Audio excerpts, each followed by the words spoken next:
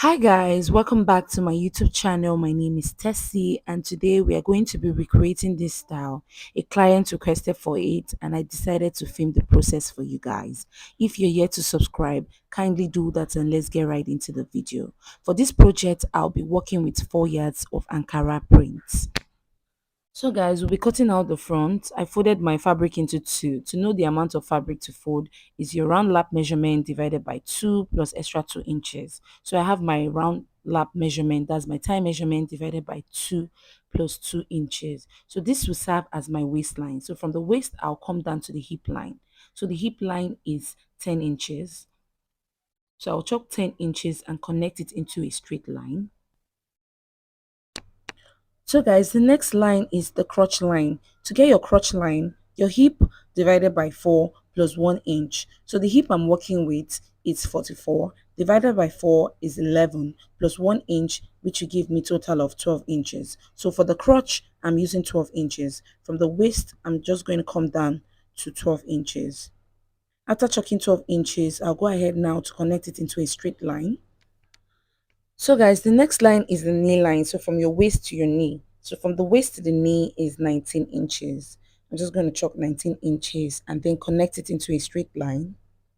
Then the next line is the length of the pant. So the length, I'm going to be making use of the full length of the Ankara.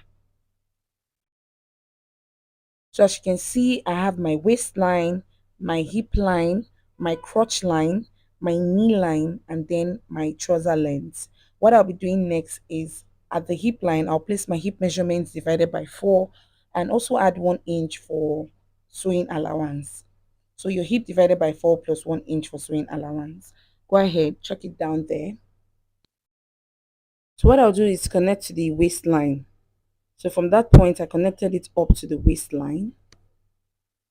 What I'll be doing next is at the crotch line, I'll be placing my round tie measurement divided by 2. So the round tie I'm working with is 26 inches divided by 2 will give me 13.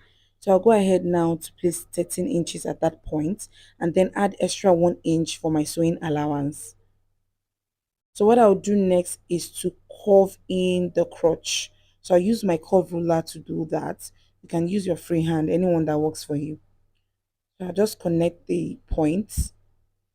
After curving in the crotch, I'll go ahead now to blend it using my free hand. So what I'll do next is on the waistline, I'll place my waist measurement divided by 4. So the waist I'm working with divided by 4 will give me 8 inches. I'm not adding that to mine. So I'm just going to be adding extra 1 inch for sewing allowance, which is 9. So from that point, I'll just connect it to the crotch line. So I'll use my curve ruler to do that. So go ahead, connect all the way down to the crotch.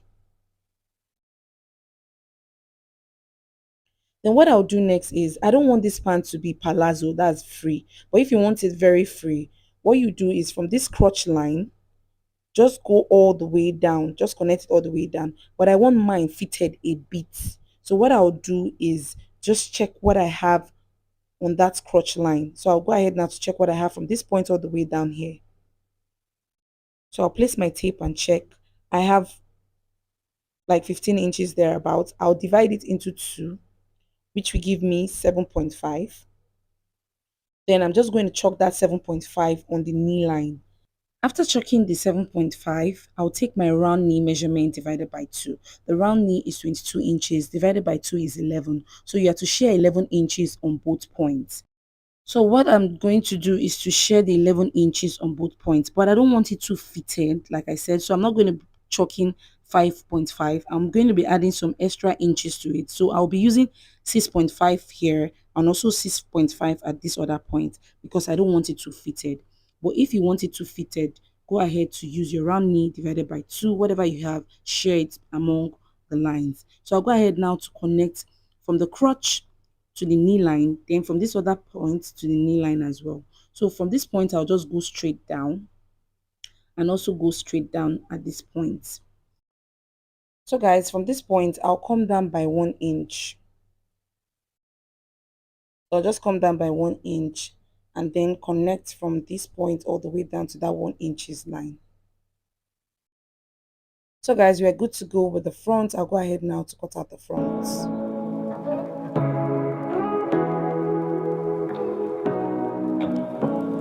So guys, after cutting out the front, we'll be cutting the back. For the back, I folded my fabric into two. Now, to know the amount of fabric to fold, whatever you fold for the front, just add 3 inches to it. So that's what I have here. So I'm just going to place my front on the back. So guys, after placing my front on the back, all my allowance will be taken on this side of the fabric. So at the waistline, I'm going to be chalking 2 inches for my allowance. So I placed my tape and chalked 2 inches. At the hip line as well, I'm going to be using 2 inches. On the crotch line, I'm going to be using 2 inches, but for a medium and a larger butt, you could use 2.5. So I chalk 2 inches.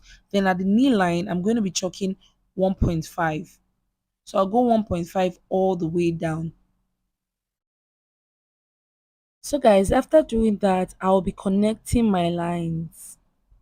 So I'll go ahead now to connect my line. Then at the crotch line, I'm just going to connect the crotch curve and then blend it with my free hand. Then what I'll do is just go straight down. So guys, if you've watched the video to this point and you're yet to subscribe to the channel, kindly do that and let's get right back. So guys, at the waistline of the back, I'm going to be coming up by 1.5. You know, we took 1 inches from the front, but from the back, you're going to be adding extra 1.5 to it. So at this point, I'll just come up by 1.5. So I placed my tape and chalk 1.5. Then I connected the lines together. So from that point, I'll just blend it all the way down to this waistline. Hope you understand. If you do not understand what I just did, just rewind the video and you will get it. So guys, this is what the back looks like. We're good to go. I'll go ahead now to cut out the back. So guys, after cutting out my fabric, as you can see, I have two pieces for both the front and the back. So what we'll be doing next is joining. So what I do is join one side of the front to the back and one side of the back to the front. So I'm just going to place the back this way and then place the front on the back. So you place them right side facing each other.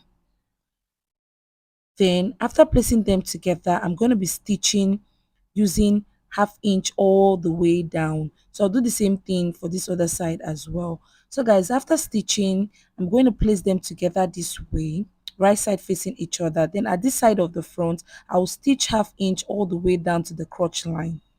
So guys, after stitching all the way down to the crotch, this is what it looks like. So I'm going to flip it this way. So guys, from the waist, I'm just going to chalk my hip line. So from the waist, I chalked my hip line, as you can see. So guys, what I'll do next is take my measurement. So from after this point that I stitch, I'm just going to place my tape and chalk my waist measurement divided by 2. So my waist divided by 2, I chalked it down. Then at the hip line, I'm going to place my tape as well and take my hip measurement divided by 2. So I'll just take my hip measurement divided by 2, then chalk it down there as well. So what I'll do is use my chalk to just connect the lines together. So guys, after connecting from the waist to the hip, around that crotch line, I'll just go 1/2 inch all the way down. Then I'll go ahead now to stitch. After stitching, we're going to be joining the flap together. So I'll place them together this way. Make sure the lines are matching. Then I'll be stitching using 1/2 inch all the way down. So I'll go ahead now to stitch. So guys, after stitching, this is what it looks like, as you can see. So what we'll be doing next is cutting out our band. So you have to determine where you want the zip to be. For me, I want the zip to be at the back side, so I'm just going to open it up, which I've already done. So what I'll be doing next is taking my tape and checking what I have all around the waist. So after checking what I have all around my waist, I'll go ahead now to cut out my band. So guys, I've already cut out my band, as you can see. In case you have paper stay, you can add it to yours. I don't have at the moment. So what I have here is 5 inches. So on fold is going to be 2.5. I'll be using 1/2 inch to stitch and my band will be 2 inches. So what I'll do is place my band and then run a stitch all around. So guys, after stitching, this is what it looks like. What I'll be doing next is attaching my zipper to it. Then we are good to go with the pants. So guys, for the front part, I folded my fabric into two. I chalked 2 inches for my zip allowance. I'll be adding zip to the back, but in case you don't want zip to yours, you can just fold your fabric and cut the same thing for both the front and the back. So guys, I have my starting point. I chalked my shoulder divided by two. I came down to the chest line to my top length, and I also added 2 inches for my sewing allowance. At the neck, I'm going to be using 3.5 by 3 inches, which I chalked and curved for the front. Then I came down by 1 inch for my shoulder slope and then curved in my armhole. So guys, at the chest line, I'll place my bust measurement divided by 4 and also add 2 inches sewing allowance. At the top length, I'm going to be placing my waist measurement divided by 4. I want it a bit free at that waist area, so I'll be adding some inches to it. So from that point, I'm going to chalk my waist divided by 4, which gave me 8.5. I added extra 1 inch to it, and I'll be adding extra 2 inches for sewing allowance. So I went ahead to connect my lines. So guys, I'll go ahead now to cut out the front. So for the back neckline, I'm going to be using 2 inches for the back neckline. So I'll just take out the front neckline and then cut out the back neckline. So guys, we're good to go. I'll go ahead now to fold my fabric and cut out facing for it. You can choose to use a bias if you want.